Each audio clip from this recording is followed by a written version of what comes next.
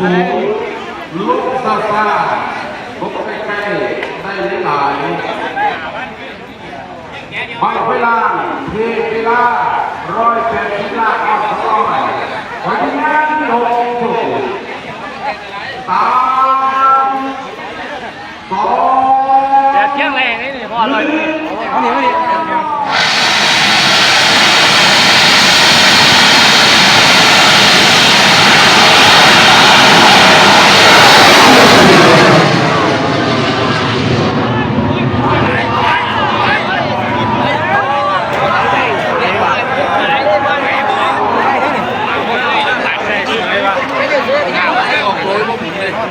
จับใจครับหัวจับใจครับหัวไปเลย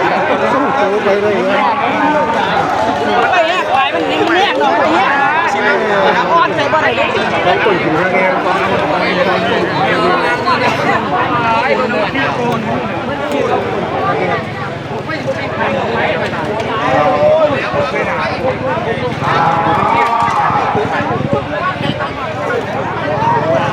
ลาก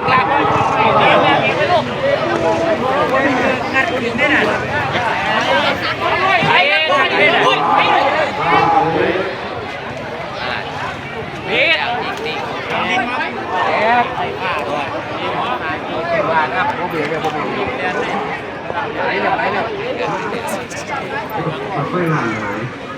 มันไฟล้านหาย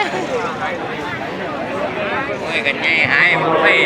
แสนเดือนกันไง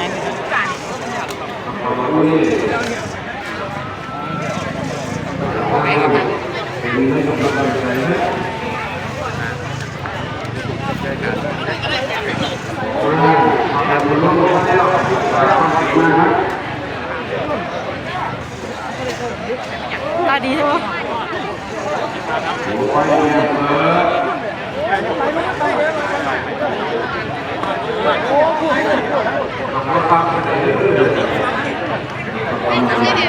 ใส่แบบทำยังไงประตูตีคุยกันครับ120 พัน